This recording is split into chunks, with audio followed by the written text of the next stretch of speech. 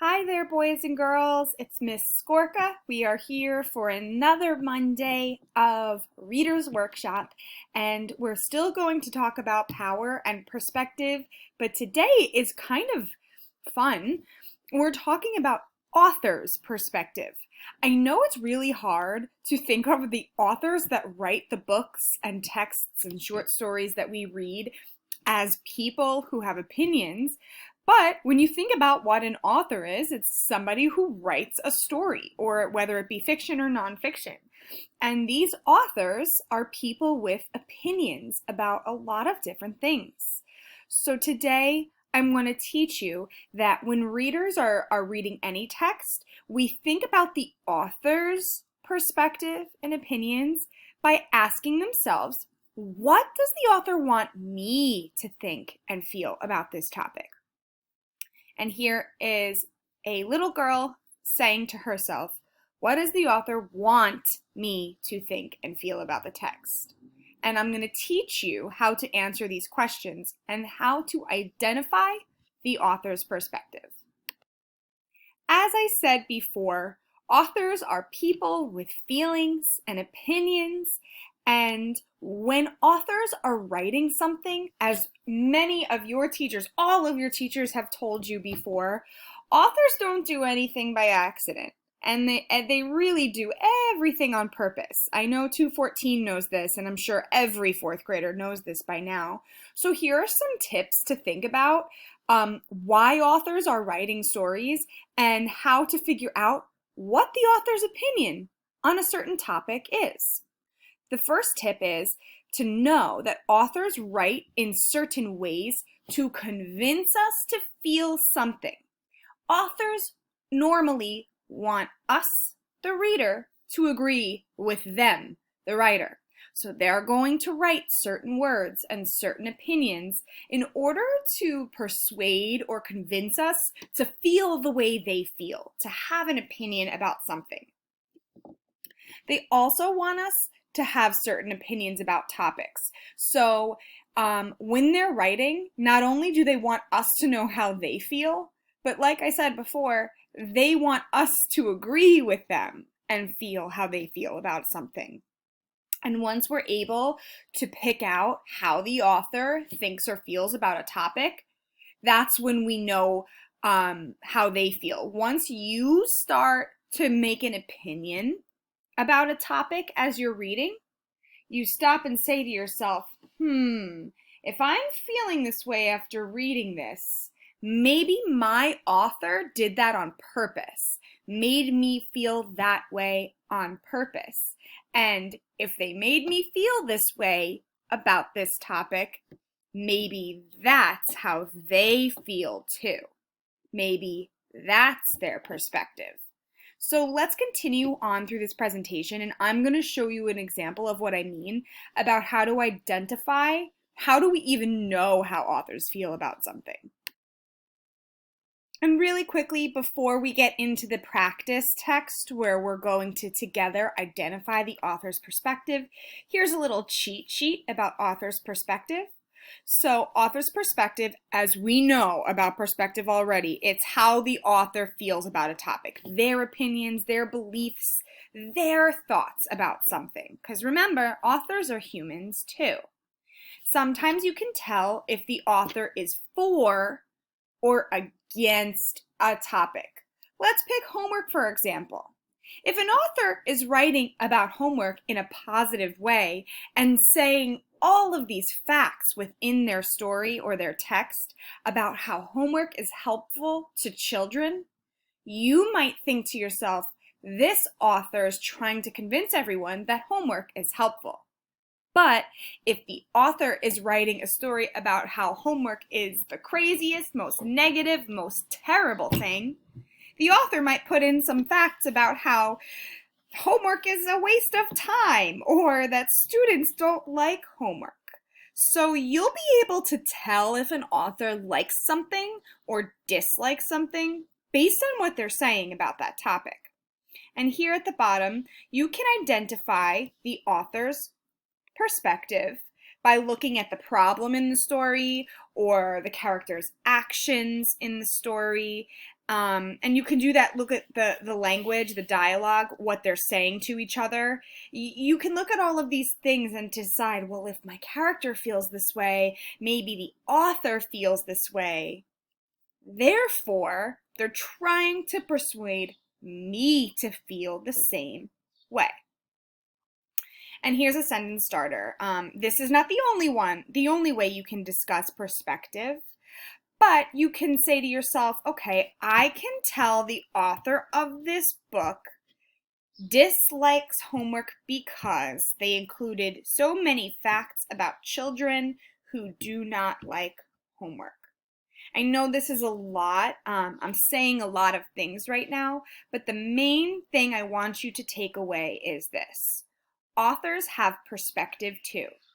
Authors have opinions and beliefs and feelings. And when they're writing stories, their goal is to get you to feel the same way they do. Once you're able to do that, you'll know how the authors feel. Let's go to the next slide and do a practice run. I'm going to read a story to you, and we are together going to figure out how the author feels about something. So let's take a look. I'm going to read this story to you, and then we're going to see how does the author who wrote this story feel about phones and the internet and technology. Here we go. Are we there yet? Asked 11-year-old Riley. No, barked Mr. Sands. We have about 2 more hours before we arrive, and I don't want to hear anyone ask me that question again. When the Sands family set out on their 16-hour road trip the day before, Mr. Sands had been very chipper. A road trip, boys and girls, is when you get in the car and you drive far, far away to a vacation spot or another place in the country that you are traveling to. So that's what a road trip is. Chipper means excited and happy. He was extremely excited to return to the Black Hills, where he and his family had gone on an unforgettable family vacation when he was 11 years old. Now, after 14 hours in the car, he was rather grouchy. So he was excited to go on this trip, but 14 hours in a car is a long time, and he's getting cranky. 13-year-old Kenzie groaned. It feels like we've been in this car forever. You kids have nothing to complain about, Mr. Sands grumbled. You've been watching movies, playing video games, and texting your friends through this entire trip. When I was your age, your uncle and I had to look out the window or read a book.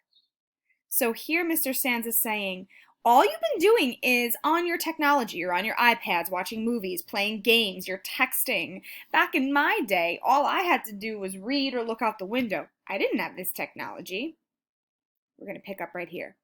Speaking of which, look out the window to your left, said Mrs. Sands, trying to change the subject. Do you see the Badlands in the distance? There's nothing that looks like that back home, is there? Within a few minutes, the car was silent again. Mr. Sands was driving and everyone else was on their phone. So here the author is again, including that everyone's on their phone. I wonder how the author feels about this technology and being distracted by a phone when you're supposed to be experiencing something in life. We're here. Hey, Mom, said Riley, breaking the silence. Did I tell you about... Mrs. Sands cut him off. Just a minute, Riley. Let me finish replying to this text message from your grandma. A few minutes later, Riley tried again. Can I tell you my story now, Mom? Oh, can it wait? I'm busy right now, she replied as she scanned her Facebook feed.